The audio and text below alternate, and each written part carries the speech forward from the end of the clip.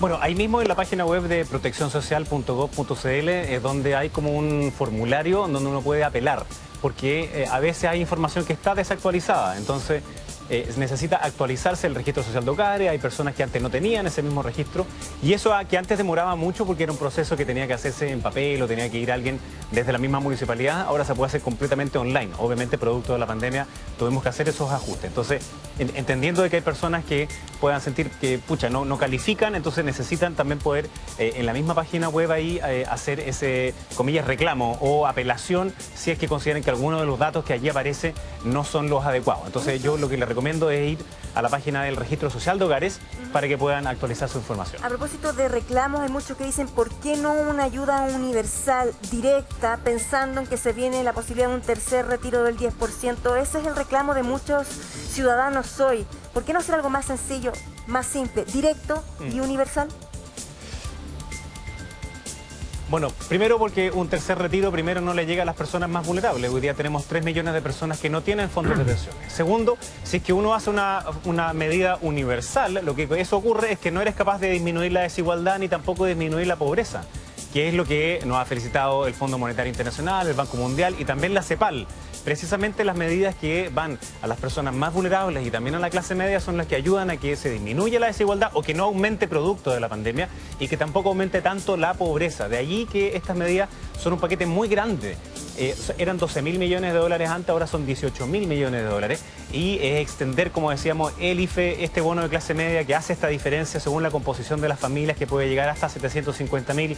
El préstamo que justo íbamos a ver ahí, el bono a los transportistas que son 350.000. También ayudas para los empleos, porque sabemos que la medida más de largo plazo, social, relevante, es que hayan contratos formales. Lamentablemente algunas de las situaciones de la pandemia hace que crezca la informalidad y nosotros queremos que hayan empleos formales porque son los que tienen la verdadera protección para todas las personas. Muy bien, mañana se comienza a discutir lo del retiro del 10% en el Congreso, pero mientras tanto, por favor, entonces avancemos con este paquete de medidas. Préstamo solidario clase media. ¿Qué nos explica, ministro?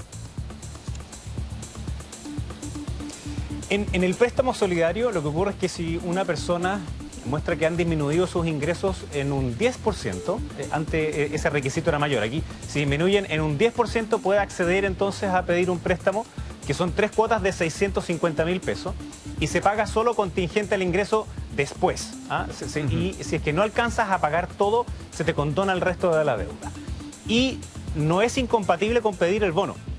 Entonces, si una familia de clase media solicita el bono de clase media... Sí, es que solo quería entender aquello de se condona la deuda. ¿En qué caso se condona la deuda, ministro? Lo que ocurre es que tiene una contingencia al ingreso, es decir, una familia nunca va a pagar más del 5% del total de los ingresos anuales. Entonces, por ejemplo, si es que una persona quedara desempleada o disminuyeran mucho sus ingresos y no alcanza a pagar en el tiempo, digamos, el préstamo que se está haciendo, que no tiene intereses además, se le condona todo el resto de la deuda. Ok. Ya. Perfecto, sigamos entonces. Y hay otro que estaba explicando... Sí, sigamos. Sí, perdona, tenemos un pequeño delay, por eso a veces se nos hace medio difícil. Sí, y entonces lo otro que decía es que una persona que pide el bono de clase media también puede pedir este préstamo solidario, solo que en vez de tener 3 cuotas de 650, solo podría acceder a 2 cuotas de 650. Entonces ahí también se van compatibilizando ambas medidas. Y como algo se mencionaba recién, nosotros queremos hacer estas medidas también porque no queremos bajar las pensiones de los chilenos en el futuro ni en el presente. Entonces, estas son ayudas que van directo desde el Estado a las familias más vulnerables con el IFE y a las familias también de clase media a través de estas vías. Eso significa un 2% del PIB, 10% es lo equivalente que se ha sacado de los bolsillos de todos los chilenos. Vamos por concepto, ¿verdad?, del retiro. ¿Protección al empleo? En protección al empleo lo que se hace es que se mejoran algunas de las prestaciones que ya existen. Por ejemplo, el seguro de cesantía, cuando una persona quedaba cesante, el primer sueldo, comillas, ¿no?, porque es parte del seguro, era solamente un 70%. Y después iba bajando hasta llegar a un 45% en los sucesivos meses. Entonces lo que hicimos aquí fue como resetearlo. Es decir, aquellas personas que estaban con el seguro de cesantía, que estaban recibiendo un porcentaje de su sueldo, que parte en un 70 y después era un 45, ahora vuelve al 70.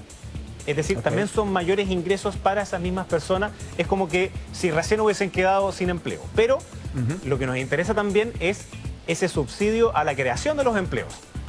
Y aquí hay 50.000 pesos mensuales hasta por 6 meses para trabajadoras que obtengan un trabajo obviamente formal, y eso se incrementa a 70.000 si es que son mujeres jóvenes o personas con discapacidad. Lamentablemente las mujeres han sido quienes más han sufrido la pandemia, en términos de violencia, en términos de desempleo, en términos de violencia digital, etcétera. Entonces aquí también se quiso hacer esa diferencia para incentivar el empleo formal y también haciendo un mayor aporte hacia mujeres jóvenes y personas con discapacidad. Gracias, ministro, por este aporte. Es compleja la situación también, tratando de clarificar esto en uno de los países con uno de los déficits más altos a nivel mundial de comprensión lectora y un profundo analfabetismo digital. Nada fácil, ¿verdad?, el entender todo este embrollo. Gracias por acompañarnos. La última pregunta, solamente para que responda a los dichos de Mario Desbordes, exministro y candidato a la presidencia, que hablaba, lo dijo el presidente Piñera y la Roulette, están reacios a la entrega de ayudas pese que hay recursos.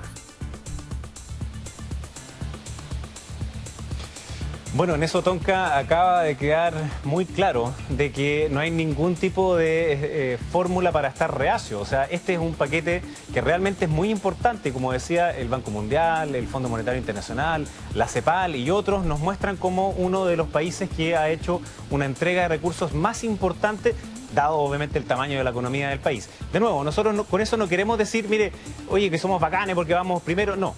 No hay exitismo posible en la mitad de una pandemia donde millones de chilenos nos han pasado pésimo, en donde además hay personas que han perdido a sus familiares. Lo que sí es decir que vamos a seguir acompañando a las familias chilenas mientras dure la pandemia. Sabemos que esto puede ser insuficiente, pero sí queremos paliar en parte el daño que ha causado la pandemia, y vamos a seguir trabajando a firme para lograrlo. Y por último también el ámbito de la vacunación. No puede significar relajar las medidas. Todavía nos falta, tenemos que hacer ese último esfuerzo y vamos a seguir entonces haciendo. Y algo para lo que decía Amaro. Claro, son muchas cosas, ¿cierto? Pero por eso la página proteccionsocial.gov.cl puede guiar fácilmente para saber cuáles son los beneficios a los cuales pueden acceder las distintas personas. Muchísimas gracias, ministro. Con las palabras del secretario general del gobierno, nosotros nos despedimos. Muchísimas gracias. Nos encontramos mañana a las 8 de la mañana. Chao, chao. Que estén bien.